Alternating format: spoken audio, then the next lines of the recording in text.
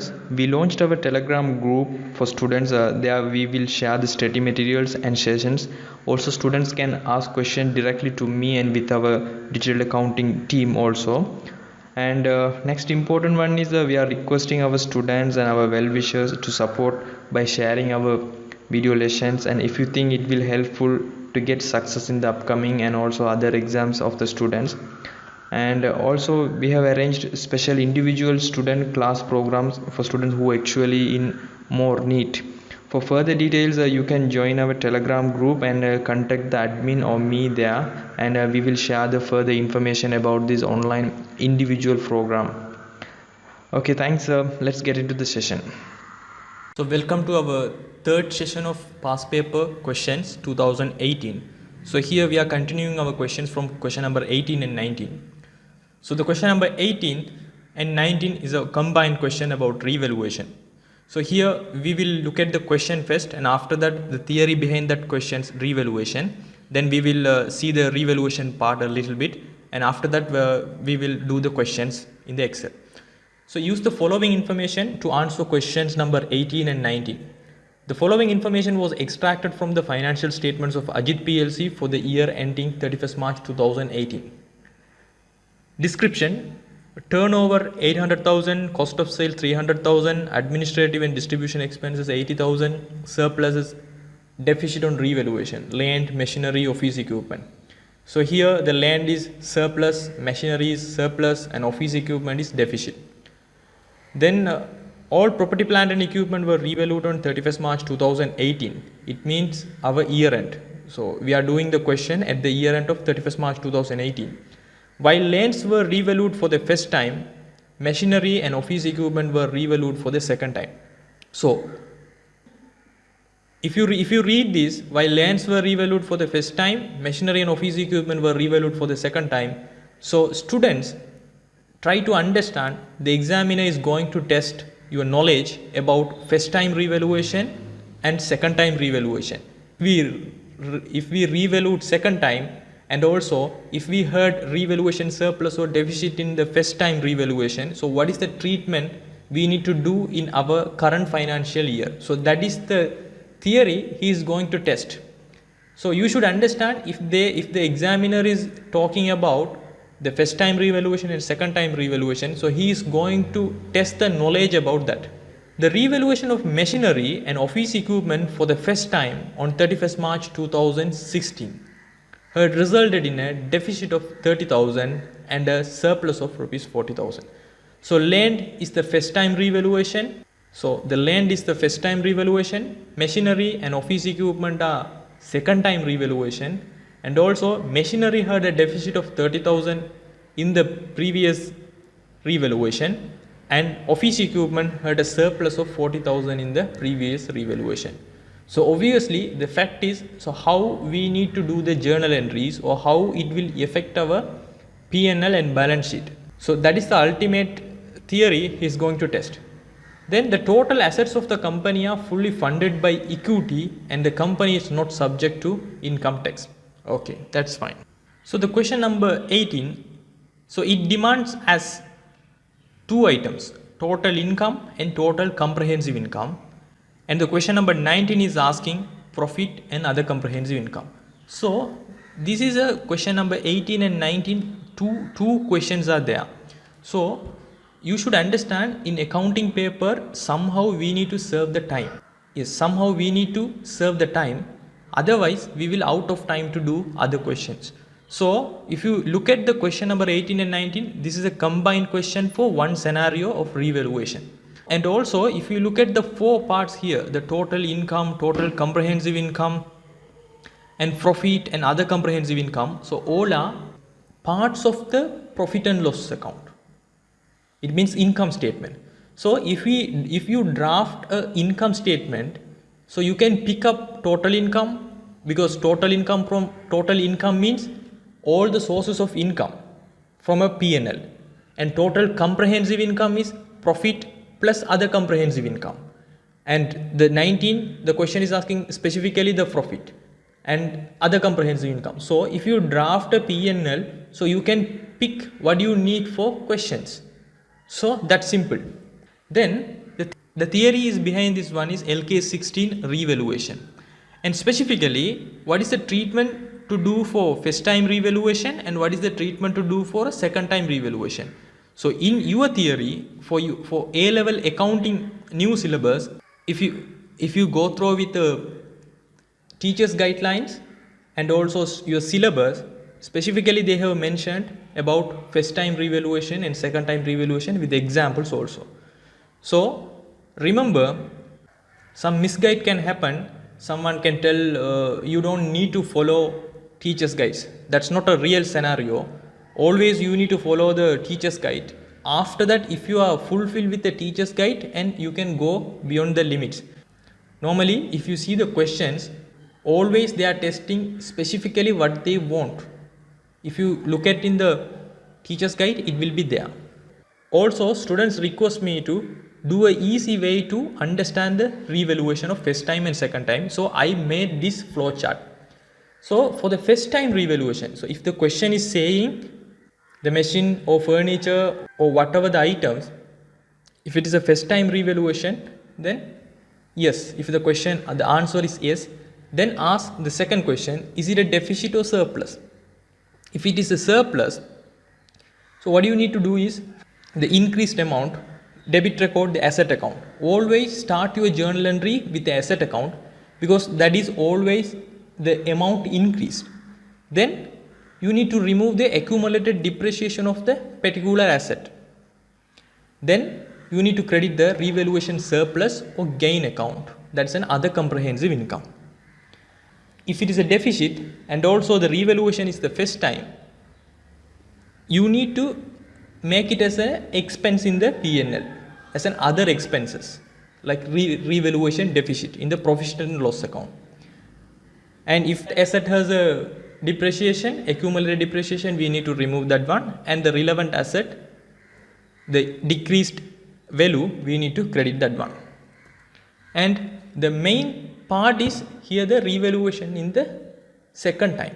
So in the scenario, it might be confuse you. So you can remember, or you can somehow you need to take it in your mind, and when you go to the exam quickly you can draft this one. So the first question is the revaluation is a first time? No. If it is a second time, okay. Then ask the question, first time revaluation surplus or deficit? If it is a surplus, then ask, is second time revaluation deficit or surplus? Then it will come as a deficit, and again you need to ask the question, revaluation deficit is greater than first time revaluation or surplus.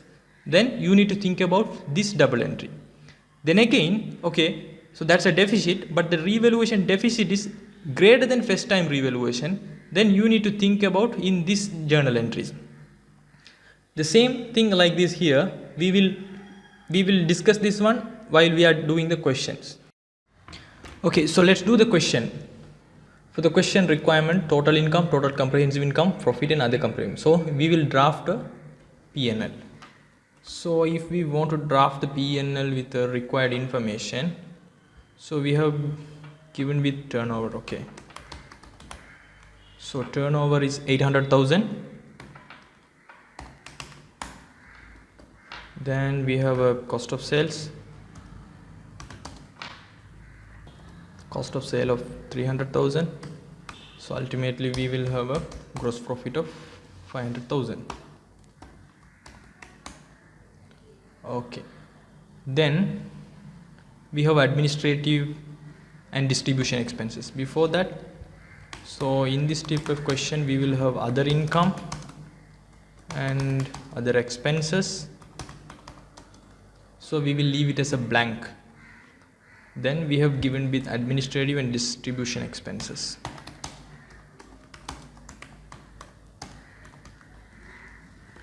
So administration and distribution expenses 80,000.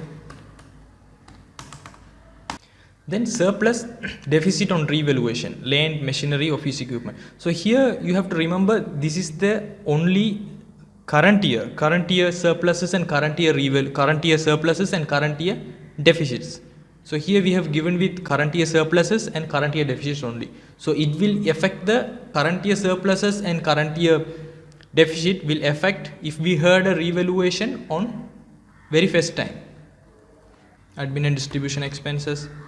So we can calculate the profit. Then we will have other comprehensive income. Okay. Then we can calculate total comprehensive income. So total comprehensive income in the sense profit plus comprehensive income. Okay. So this is our format for the P&L. Then we will draft our journal entries for the revaluation here in the right hand side. So all property, plant and equipment were revalued on 31st March 2018, while lands were revalued for the first time. Okay. So first time revaluation, that is 60,000 surplus is coming. So we need to know what to do. So then you can, if we have a first time revaluation, and if it is a surplus, then we need to increase the asset account, and also we need to decrease the accumulated depreciation, and we need to credit revaluation surplus account. So in the land we don't have depreciation because the land, the useful lifetime, it's unlimited, so we can't do the depreciation there. So we don't have the accumulated depreciation account. So debit record asset account and also credit revaluation surplus or gain account, since it's a first time revaluation. So this is a first time revaluation. Debit record property, plant and equipment, that's a land.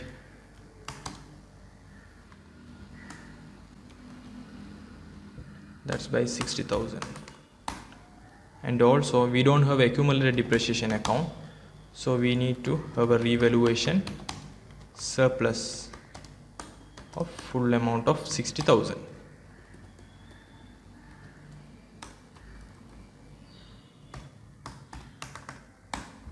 Okay. So if you look at the journal entries, the property, plant and equipment is a balance sheet account, so we don't need for this question. But revaluation surplus 60,000, that is an other comprehensive income.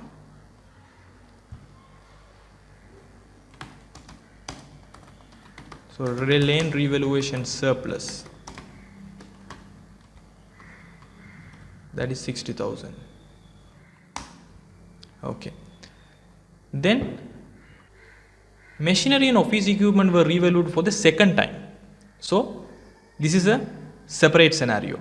The revaluation of machinery and office equipment for the first time on 31st March 2016, that means before 2 years, had resulted in a deficit of 30,000 and a surplus of 40,000 respectively. So we will focus on one thing at a time. So we will focus on machinery. Machinery, this year we have 100,000 surplus, but when we had a revaluation in the first time, that is 30,000 deficit. So for that one, we will look at our flow chart here for the second time revaluation. So first ask the question. So is the revaluation first time? No, it's a second time. So then ask the second question. The first time revaluation surplus or deficit, we have a deficit of 30,000. Then again, is the second time revaluation deficit or surplus? That's a surplus. Yes, that's a surplus. Then revaluation surplus is greater than first time revaluation deficit. Yes. So the revaluation surplus is greater than the first time revaluation deficit. So we need to look at this journal entries. We need to work on this area of the journal entries. So debit record asset account and credit other income. So other income in the sense second time surplus, take away first time deficit, and credit the revaluation reserve account. That's an other comprehensive income. Okay. So then work on the journal entry for the machinery.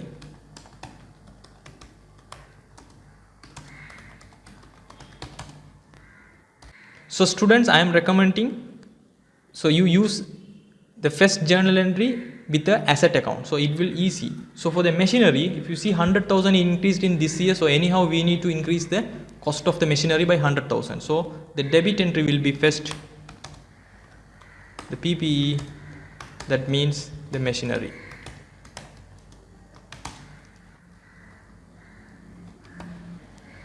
that's 100,000.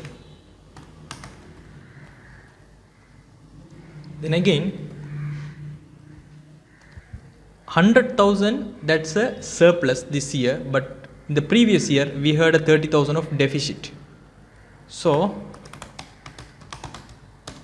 other income, we will have other income of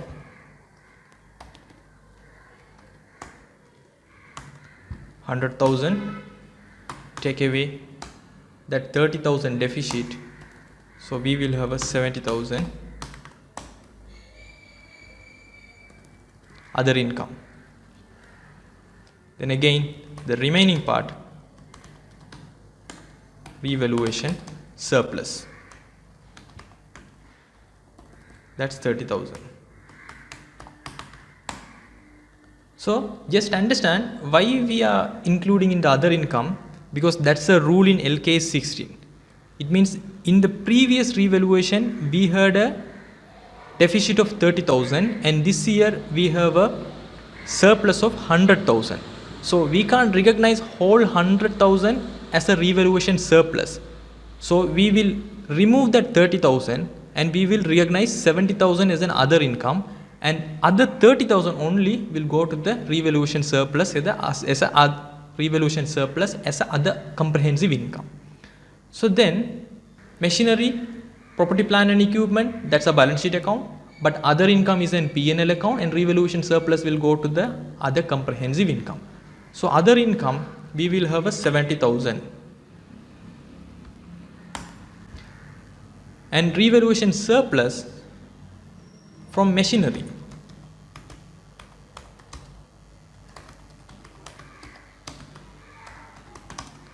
So machinery revaluation surplus, that is 30,000. Okay, then we will work on the revaluation of office equipment.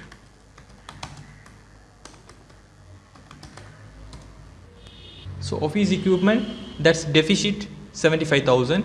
As I said, start with the asset account, so that's a credit account, office equipment. So office equipment we need to reduce that one by 75,000. So PPE, property, plant and equipment,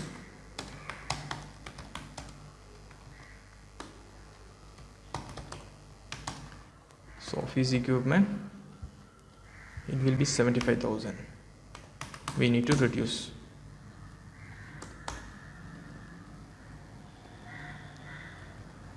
Okay, then we will have a 2 debit record, so 75,000. Determine where we need to work on.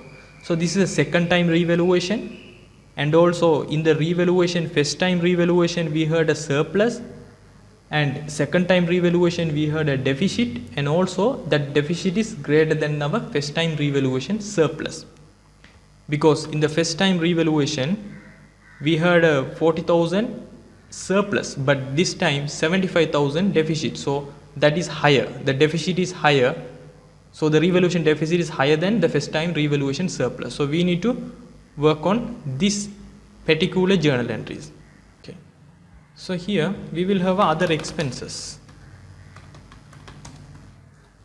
So how the other expenses we will calculate, as same as an other income how we have calculated. So we have a 75,000 of deficit this time. So we have a 75,000 of deficit this time, minus 75, and also we have a 40,000 of surplus before. 35,000 will be other expenses, and remaining is a revaluation deficit, 40,000.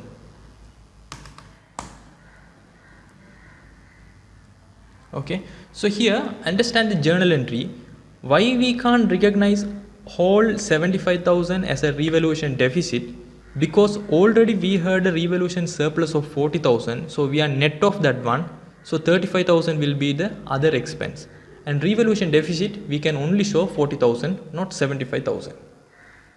So how it will affect the P&L? So see, revaluation deficit is an expense, 45,000.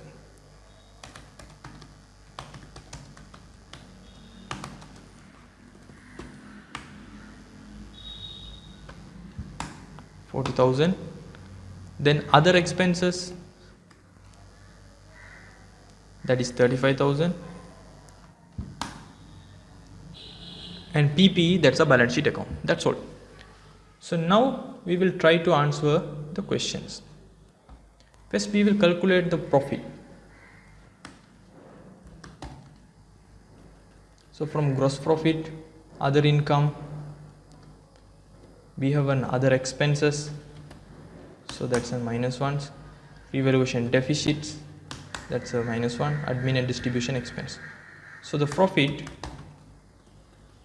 from gross profit, if you add other income and remove the expense items, you will have 450,000.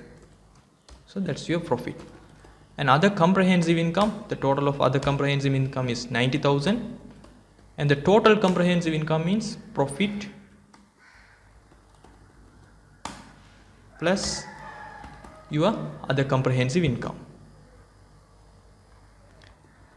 Okay, so now we will work on the answers.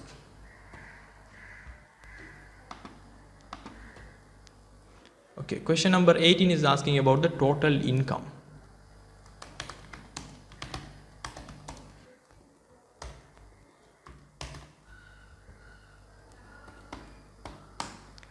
Okay, so total income in the sense, we can have turnover. So the turnover means that's a revenue, 800,000. Then cost of sales, that's an expense account, that's an expense amount, gross profit. Other income we can take. We can take the other income of 70,000. Then other comprehensive income, because other comprehensive income, those are the recognized income, not realized income. Anyhow, that's a part of income, so it should come with the total income. So here you guys understand, total income mean recognized income plus realized income. Whatever the sources we are recognizing and also realizing, those are income. So the other comprehensive income, the total is 90,000. So then you can come up with 960,000 as a total income. Then we need to calculate the total comprehensive income. So total comprehensive income we have calculated already here. That is 505,000. So 960,000 and 505,000, the question 18, the answer is third one. And also the question number 19, the profit we have already calculated, that is here, that is 415,000. And also other comprehensive income, the other comprehensive income we have calculated as a 90,000. So the answer for 415,000 and 19,000 in the question number 4.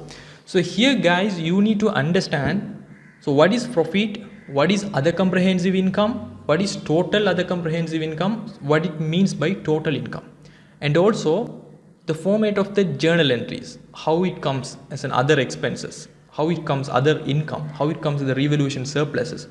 And also we have a 6 minutes video about LK16 in 16 minutes, so you can see that one for further understanding about how this journal entry is coming. Okay, so let's continue with the question number 20. So the question number 20 is about cash flow statements. So for that cash flow statement, you can visit a video there. So we have a video for the cash flow statement, so indirect method and also direct method. You can find that in the theory sections. So okay, the question is, Saranga PLC is engaged in selling garments. The summarized cash account of this company for the year ending 31st March 2018 is given below. So cash account, we have a balance, that's opening balance of 70,000. We have sales 850,000. So that's a cash shell, it should be a cash shell. So because of that one, we have a debit entry in the cash account. So the credit entry will be in the sales. So that's a cash shell. Then debtors control. So debtors control means the receivable account or debtors account. So we have a 550,000. So what it means by is, so we have a debit in cash account in the description of debtors control. What it means by, we have collected the cash from customers. And dividend income, we have received the dividend income, and we have received bank loan 500,000. Then in the credit sides, creditors control 720,000. So what it means by creditors control 720,000, this is coming from creditors. Creditors, it means payables. So we have paid them. So because of that one, debit record in the creditors account, then cash account credit. Then rent expenses payable. So we have paid that and we have reduced the payable account.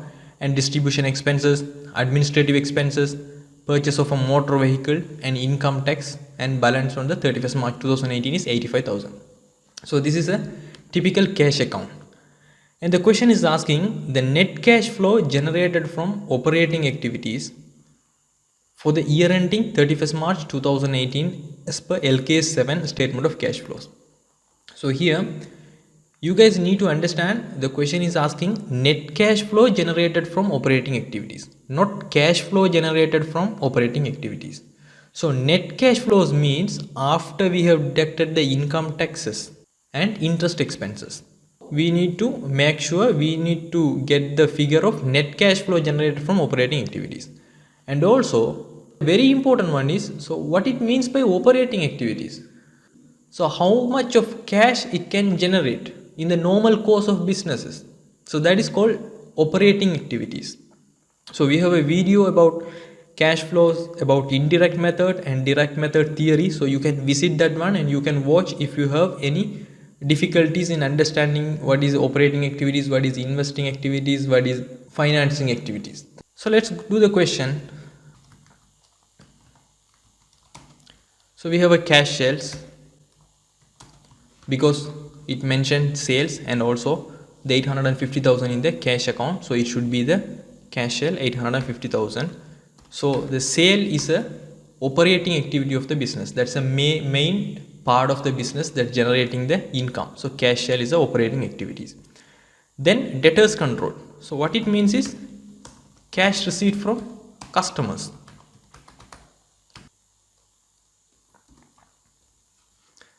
That is 550,000. Then dividend income, that is not a part of the operating activities. Bank loan also, that's not a part of the operating activities. Then creditors control. So paying creditors is a part of operating activity, day-to-day activity.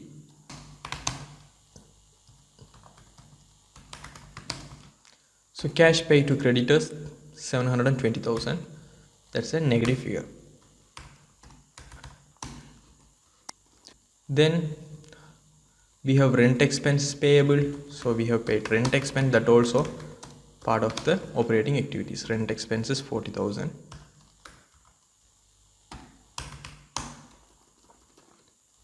Then distribution expenses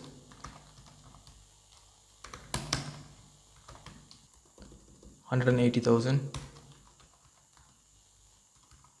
and administration expenses, that also part of the operating activities of the business, 270,000. And purchase of a motor vehicle, that's not an operating activity. And income tax we need to deduct after we have calculated the cash flow generated from operating activities. So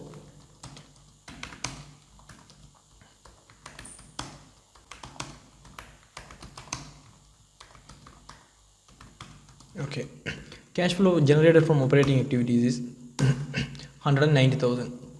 Then we need to deduct income taxes and interest expenses. In this question we don't have any interest expenses paid. So income tax paid as a cash, that is 125,000.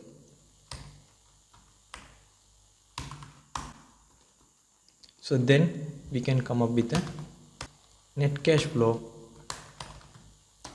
generated from operating activities. This is a direct method.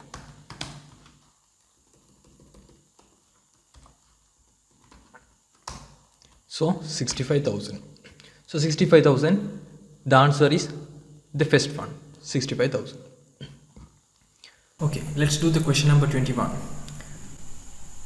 The following balances were extracted from the financial statements of Nimali PLC as at 31st March 2017. So we have opening balances of stated capital, revaluation reserve and retained earnings. And the information on share issues made by the company during the year ending 31st March 2018 are as follows. So we have a during the year share issue also. There are two transactions on May and January. And profit for the year ending 31st March 2018 was rupees 600,000. And the question is asking the stated capital, ordinary shares and equity of the company as at 31st March 2018. So we need to calculate the two items, stated capital, ordinary shares and equity. So we need to prepare a kind of draft changes in equity account. So we can calculate the stated capital and also the total equity. Okay, so let's do the question. So we have a stated capital and revaluation reserve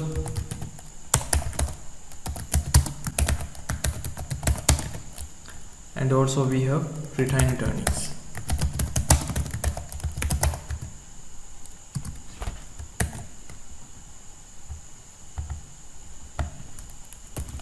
So the opening balances.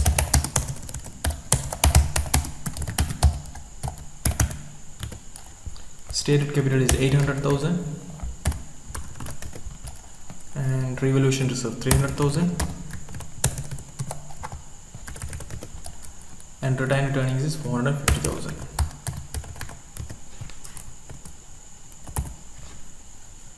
Then May 1st, a public issue of 20,000 shares at rupees 15 per share was made. Application were received for 25,000 shares. Shares were allotted on pro rata basis.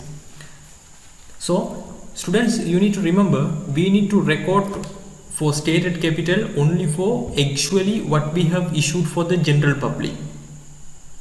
So the application called or application received, those are doesn't matter. So you need to focus on the public issue of 20,000 shares at rupees 15 per share. So we need to record for actual issue, not for the application received. So we have a share issue. So in that share issue, 20,000 shares for 15 per share. That only we need to consider. That is 300,000 we have issued a new share on May 1st 2017. Then again in the January 2018, retained earnings were capitalized by issuing one share for every 4 held as at 1st April 2017 at rupees 20 per share. So you need to understand what they are saying is from the retained earnings, it means for existing shareholders. For existing shareholders, they are going to issue shares. So how they are going to issue? They are going to issue one share for every 4 held as at 1st April 2017. So in the 1st April 2017, we have 80,000 ordinary shares, 80,000 shares. They are going to give in the ratio 1/4 and 20 per share. So how we can calculate that one? So first you need to calculate going to issue. So for this question, they are going to issue one new shares for 4 shares held. So what it means is every 1 new shares for 4 shares held. So how many shares held in the beginning is 80,000 shares. So actually we are going to issue 20,000 new shares for existing shareholders. To take their retained earnings, we will give the shares. So 20,000 new shares we are going to give for 20 per share. So 20,000 into 20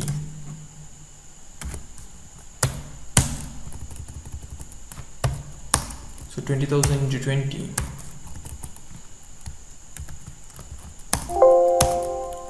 400,000 we need to issue. So for those 400,000, they said they are going to issue from retained earnings. So we need to reduce retained earnings by 400,000.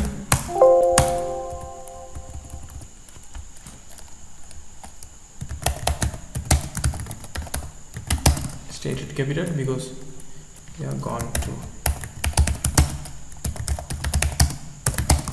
So retained earnings, we will have 400,000. So stated capital, the description, because the other entry will be in the stated capital account. 400,000 we have reduced from retained earnings, and we have capitalized the stated capital of 400,000 for the new issue shares. There is a profit.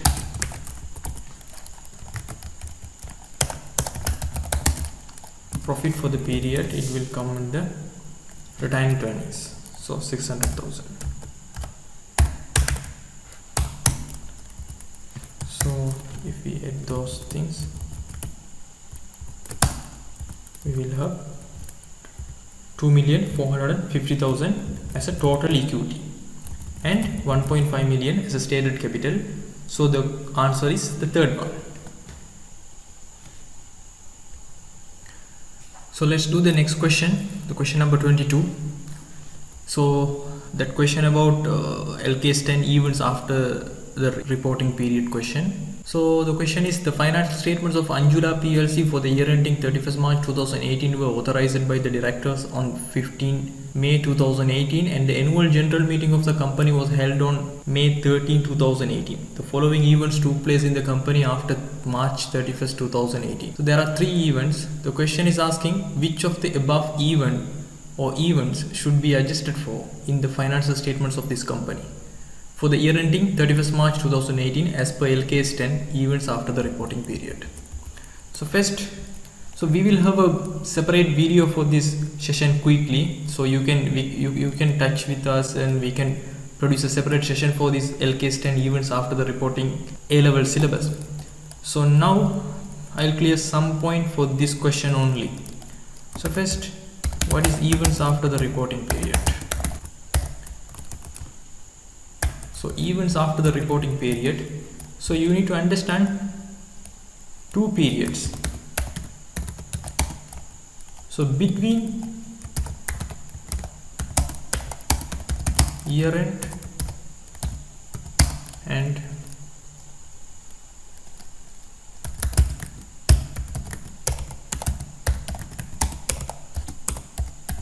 financial statement authorized date.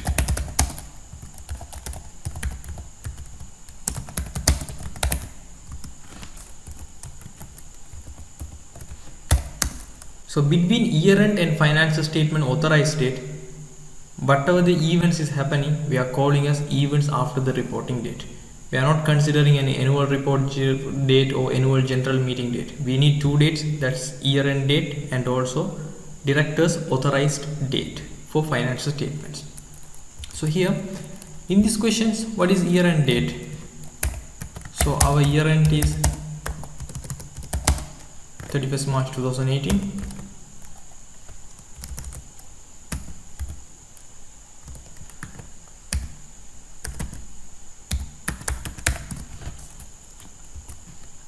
So this is our year end, and authorized date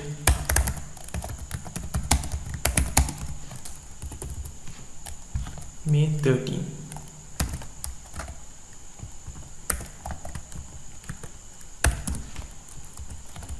So within these periods, whatever the events is happening, we are calling as events after the reporting period.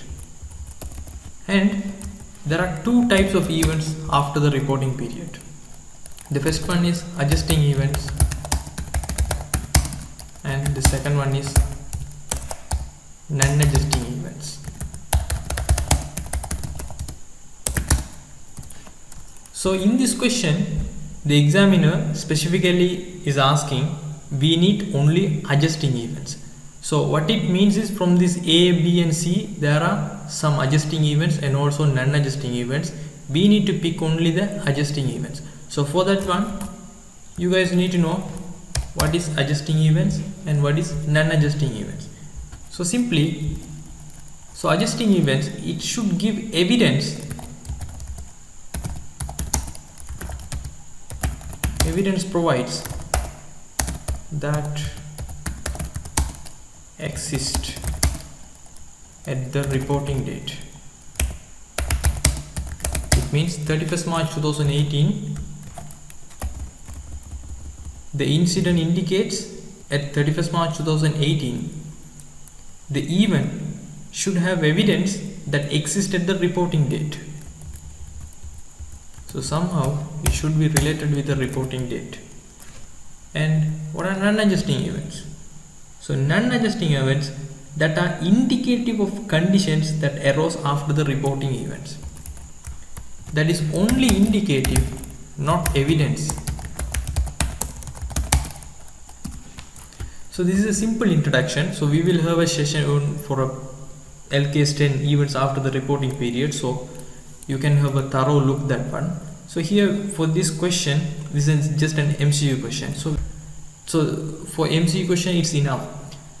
So okay, so we will see the a building costing rupees 1 million was destroyed due to the fire that occurred on April 10, 2018. First you need to consider whether it is events after the reporting period. Yes, because that is between 31st March 2018, May 15. So the date is April 10. So that is an event after the reporting period. But is it an event adjusting event or non-adjusting event? Because the fire is happened May 5th 2018, so no one knows, there is no evidence in the 31st March 2018 for that fire incident. So there is no evidence, this is just an indicative, it can happen. So that is a non-adjusting event. And if you look at the B, a debtor who owed rupees 500,000 was declared bankrupt on May 5th 2018. The debtor's balance arose due to a sale of goods on April 5th 2018. So normally in this question, so you can understand, we have made a sale after our year end. It means April 5th 2018, and in the next month May 5th, that receivable, it means that customer declared he has gone bankrupt. So if you think about in the 31st March 2018, is it any evidence that is saying this customer is going to bankrupt? No, because that customer is not in the list of 31st March 2018. If he is in the list of 31st March 2018, that is an adjusting event. Since he is not in the list of 31st March 2018 because that sale is made on April after the year end, and the next month only he has declared the bankrupt, so that also a non-adjusting event, just an indicative. There is no evidence on 31st March 2018. And the C, a tax estimate of rupees 400,000 payable for the vehicles imported on 31st March 2018 was informed to the company by the Sri Lanka Customs on May 10th. So what is, that's an events after the reporting period, and also the vehicles has been imported on 31st March 2018. So there is an evidence for existence for that event. So that is an adjusting event. The C only is an adjusting event. So for the 22, the answer is C, the third one. Okay, so let's look at the question number 23. So the question is asking about the inventory residence period and average debtors. So the following information is relevant to Saman PLC for the year ending 31st March 2018. Sales, so all sales are on credit basis, so all are credit sales, and gross profit, average inventories. So debt collection period for the year ending 31st March 2018 was 45 days. Assume that the numbers of days for a year is 360. So the inventory residence period and the average debtors of this company for the year ending 31st March 2018. So that's the question. So first of all, you need to understand what is inventory days and what is average debtors. So that's a question. So normally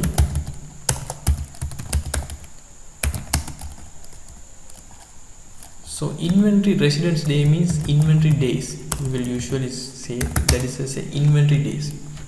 So what it means by inventory days is, so in simple words, so number of days, average number of days the company holds its inventory before selling it. So okay, so average number of days the company holds its inventory before selling it. That's simply the inventory days. Then we have formula to calculate that inventory days. So what's that formula is? So normally to calculate the inventory days, the formula is like this. The formula is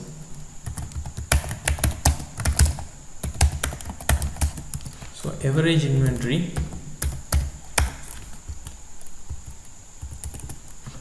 we need to divide by cost of sales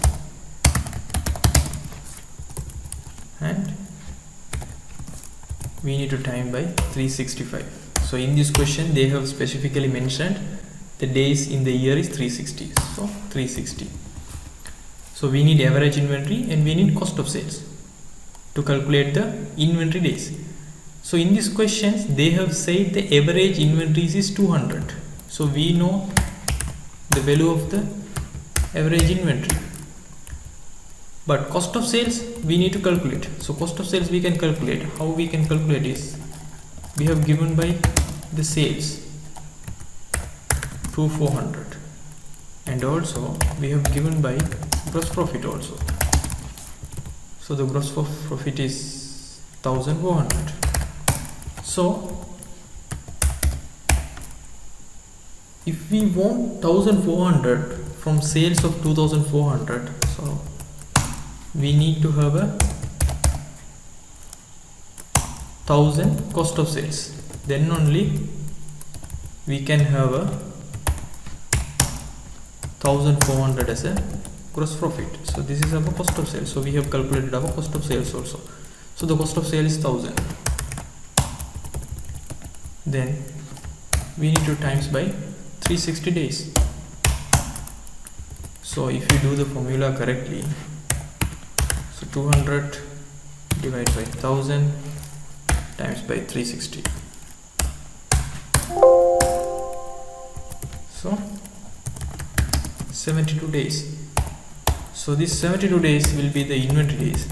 Those inventory days in the question number 4. So what it means is, for this particular Saman PLC, they are keeping the inventory as an average number of days as 72 days before selling it. It means average for that annual period, averagely 72 days the inventories is there to convert as a sales. That is called 72 days inventory days. Then the second thing we need to calculate is average debtors. So average debtors is what it means by average debtors. So average debtors is opening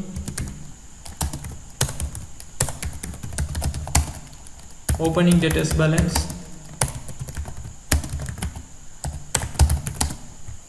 plus closing debtors balance, then you need to divide that by 2 to get the average. That is normally the average debtors balance. But in this question they have given the debt collection period.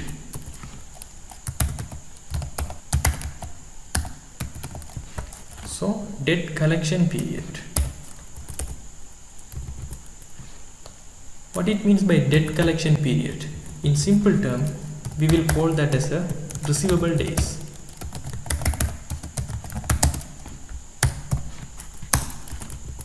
How long it will take to make that receivable into cash. So here the formula is simple. We need average receivables, it means average debtors. Average debtors. So that figure is the question. Then we need to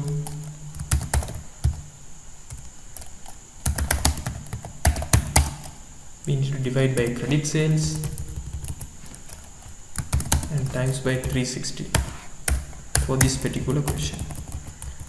So here we have a credit, here we have a receivable days of 45 days, and we don't know the average receivable days, that's X, assume. Then the credit sales in the question, examiner mentioned this 2400, that's all sales are on credit basis, so all are credit sales.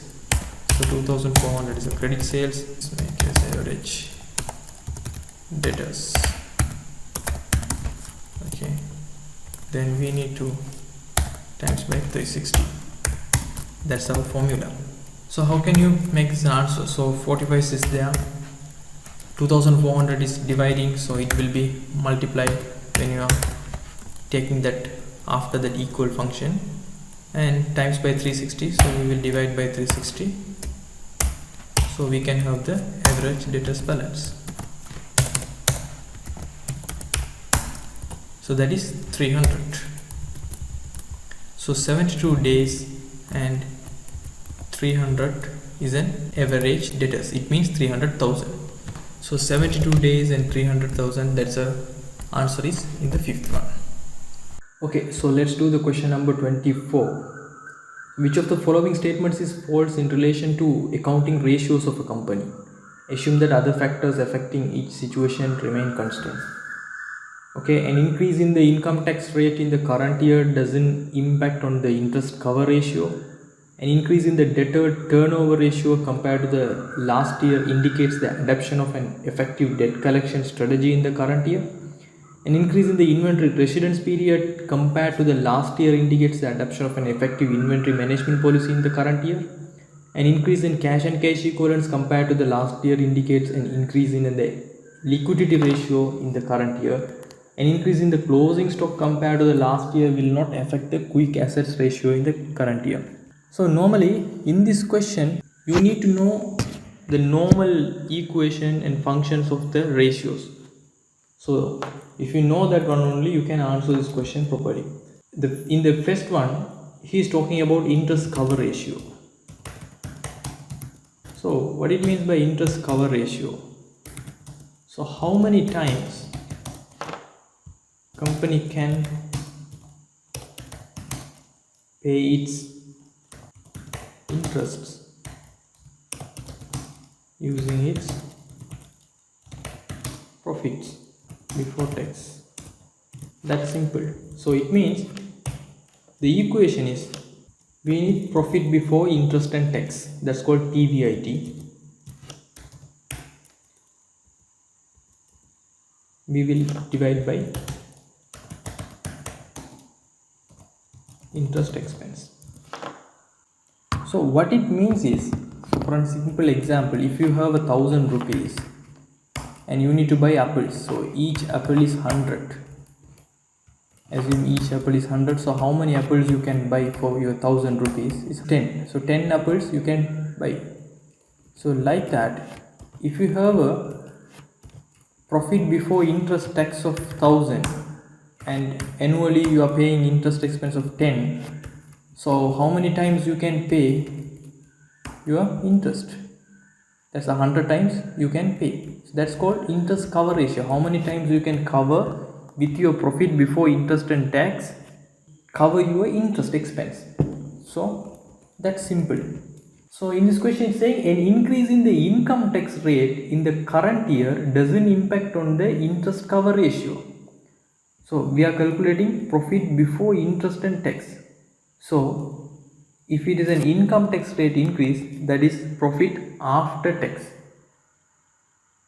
So it won't affect because we are using the profit before interest and tax. Statement is correct, the first one. And the second one, an increase in debtors turnover ratio. So here you need to understand what is debtors turnover ratio. So what is debtors turnover ratio? So already we have seen the debtors collection period. It means the receivable days. So how many days it takes to make that receivable, how many days it will take that receivable to make as actual cash. And here the debtors turnover period is, what is it? So how many times we can, the formula is like this. So we need credit sales divided by average debtors. An increase in the debtors turnover ratio compared to the last year indicates the adoption of an effective inventory management policy in the current year.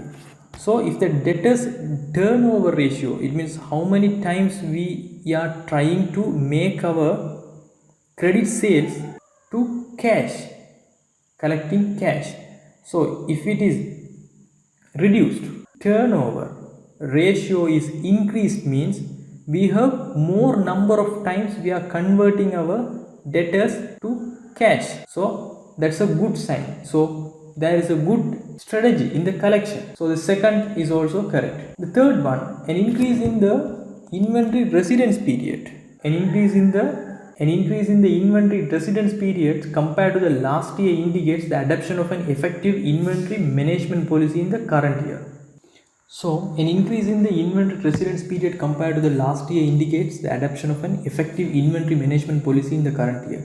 It means we are having a more inventory days in the current year, means we are maintaining more inventory. So the inventory management policy is good. So that also correct. And fourth one, an increase in cash and cash equivalents compared to the last year indicates an increase in the liquidity ratios in the current year.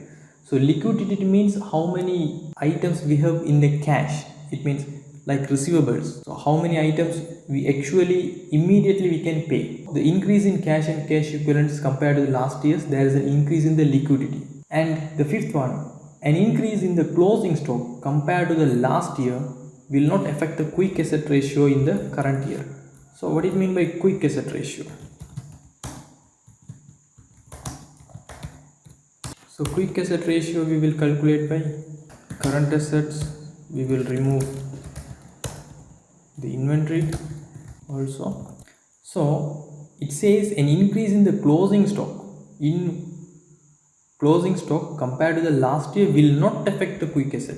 So if the inventory is increasing, we need to take away a huge portion from the current asset, so it will automatically affect the quick asset ratio. So that statement is a false statement. So for the 24, the answer is fifth one. Then we will look at the question number 25. Which of the following statements are correct in relation to management accounting?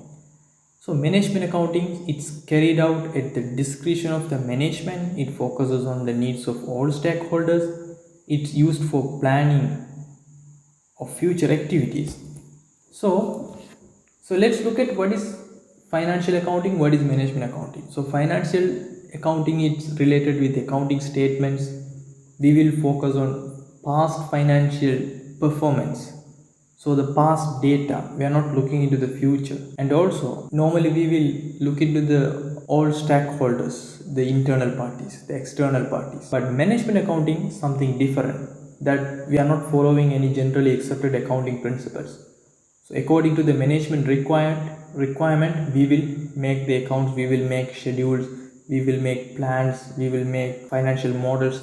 It's not in the generally accepted accounting. We will look at the A, it is carried out at the discretion of the management. Yes, it's correct.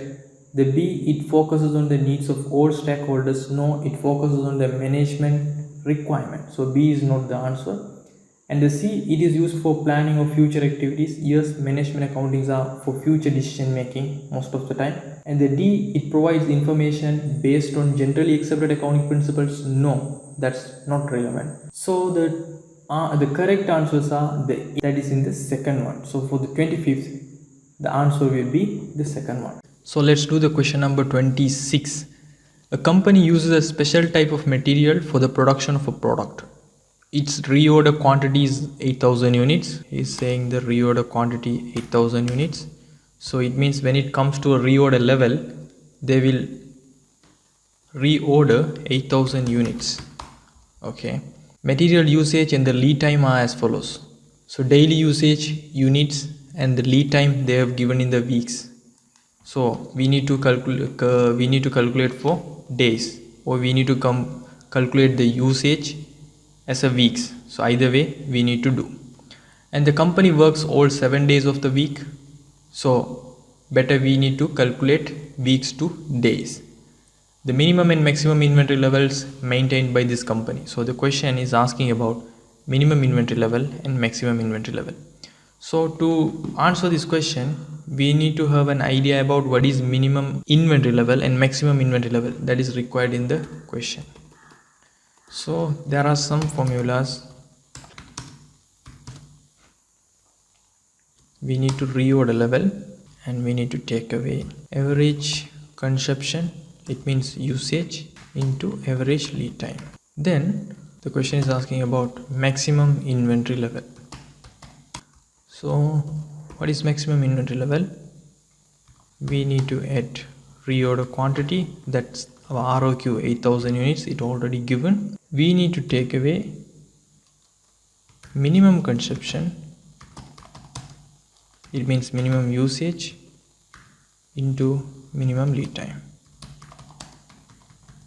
We don't know what is reorder level because in each formula it requires reorder level. So first we need to calculate the reorder level. So for this reorder level is, the formula is maximum lead time into maximum usage. So maximum lead time into maximum usage. So in this question the lead time, the maximum is 5 weeks. So 5 weeks into 7 days of the week. So 35 days maximum lead days. Okay. So maximum lead days is 35 days. And maximum usage is 200 units. So the reorder level, the ROL will be, we can calculate 200 units into 35 days, it will be 7000. So reorder level is 7000. So we have calculated the reorder level. And average usage and average lead time. So we will calculate the average usage. So what is average usage? Average usage is minimum usage plus maximum usage. So 200 is a maximum usage, 100 is a minimum usage. If we divide by 2, so 150 units is an average usage. And average lead time,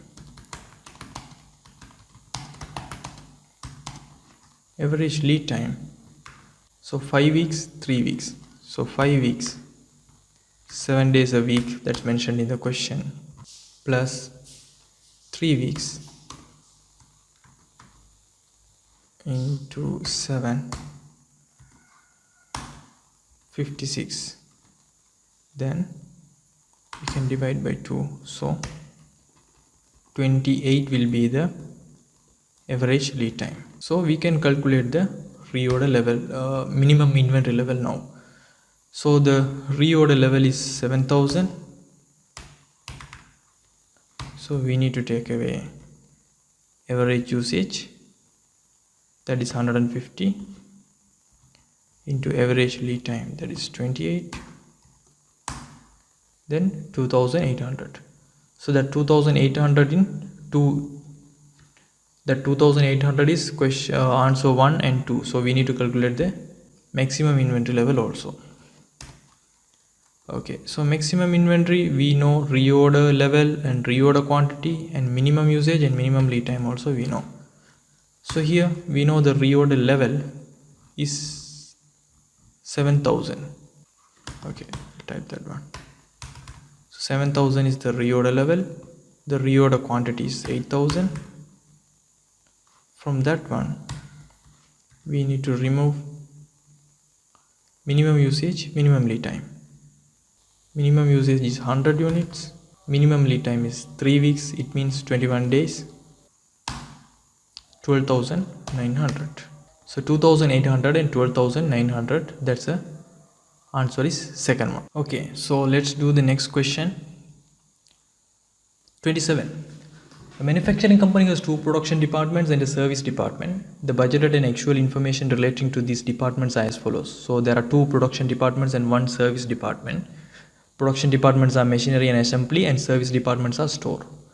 And they have given the budgeted production overheads, budgeted direct material costs, budgeted machine hours, budgeted labor hours, actual machine hours, actual labor hours. And overheads of the service department are reapportioned between the production departments on the basis of the direct material costs. Most appropriate overhead absorption rates for machinery department and assembly department. So that's the question. So we need to calculate the machinery department, assembly department. So there are two separate divisions. So we need to calculate that one. So for this question, firstly we need to apportion the store. So the store department has 180,000 as an overhead. Then overheads of the service department are reapportioned between the production departments on the basis of the direct material cost.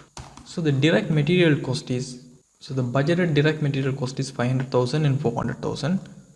So altogether we have 900,000 direct material cost. Two departments, machinery and assembly, and budgeted production overheads. Already we have 420,000, 320,000 also. So now we are going to apportion. How we are going to apportion is this 180,000. We have a total direct material cost 900,000. Then budgeted direct material cost for production department is 500,000. Then 100,000 will go. Then obviously the remaining 80,000 will be to the assembly department. So 520 and 400,000 is a total budgeted production overheads. Okay, now we need to calculate the most appropriate overhead absorption rates for machinery department and assembly department. So OAR was overhead absorption rate, machinery department, also overhead absorption rate, assembly department. So before that one, what is OAR, overhead absorption rate? The formula is budgeted annual production overheads. We need to divide by budgeted absorption base. This absorption base, it will be given in the question, or otherwise we need to determine the correct one. So here for this overhead absorption rate machinery department, so machinery department means in that department title you can say there are a lot of machines. So the most probable one, we need to use the budgeted machine hours. So here in no way in the overhead absorption rate we will use the actual figures. So normally in every question we will use the budgeted details, not the actual ones, because it will determine in the beginning of the year. So overhead absorption rate, we need the budgeted production overhead for that particular department, that is 520,000, and we need to divide that one budgeted absorption base. It means budgeted machine hours for that particular department is 52,000. That's in the question. So what is this? 10 rupees per machine hour, because we divide by machine hours. Then assembly department 400,000 we have. Then so here think about assembly mean what? So this is a manufacturing company, two production departments and a service department. Okay, so assembly means someone has to fix that products. So normally it will used by the laborers, so it's appropriate to use the labor hours, not the machine hours here, because that's assembled by humans.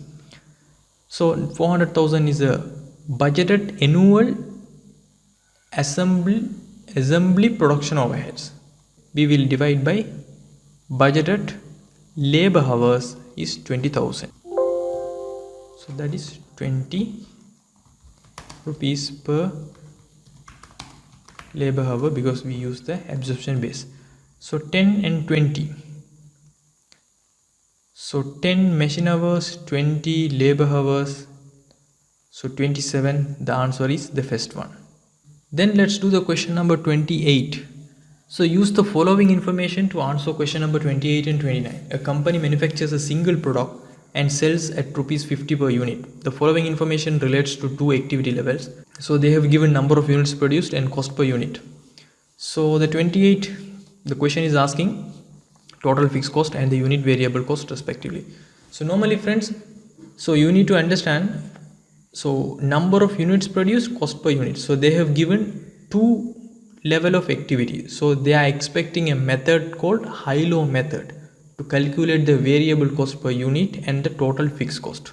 So that is in your syllabus. So they are testing. So what is that method is called high-low method. So actually what is this? So you need to remember this formula. So every chapter we are discussing here, we will make a separate theory video. So there you can find the full theory there. So for the moment, we will do for the sake of doing the question.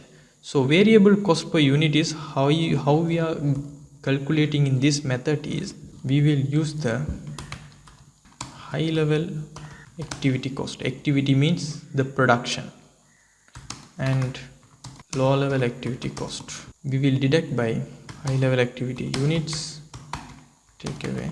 So it will give us the variable cost per unit. So this is the high-low method formula. So if you see in our question, the number of units, the high level activity means high level of number of units produced. So that is 3000.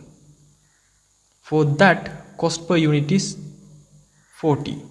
So the high level activity cost, 3000 is a high level activity. For that high level activity cost is 40. Then again, the low level activity cost is, the low level activity is 2000. The low level activity cost per unit is 50. So the upper part of the formula is 20,000. That's 20,000. Then again here, the high level activity unit is for this 3000, take away to 3000 units. So 1000. So it will give us 20. So 20 rupees variable cost per unit we are producing. The question is asking total fixed cost and the unit variable cost. So the unit variable cost is 20. That is in the second and fifth. So we need to calculate the total fixed cost. So how to calculate the total fixed cost? So you can take any level of activity because we know the variable cost per unit. So we will take the 3000 number of units. So in 3000 number of units, we will have variable cost.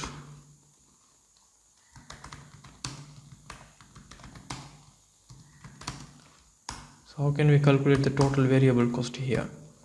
We know 20 per unit and we know 3000 is a number of units.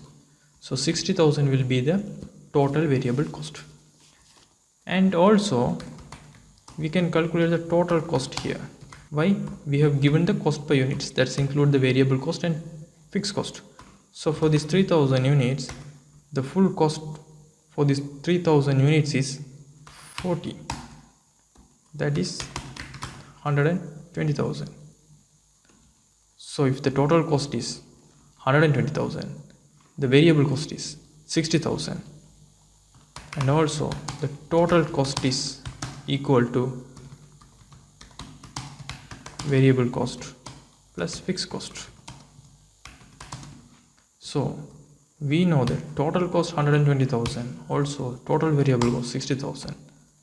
So fixed cost is 60,000. So 20 and 60,000. The answer is the fifth one. Okay. Then look at the 29, that also in the same set of question.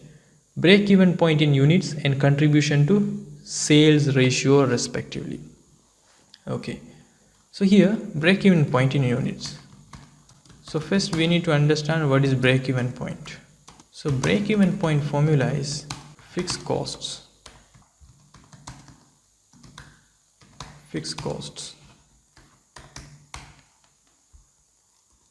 divided by contribution per unit. If you do that one, you can have a break even point in units. So what it means is, so if you have your total income is equal to your total expense, that's called break evens. Either we don't have a profit or loss, that's called break even point. So how can we calculate? So we have a fixed cost of 60,000 here.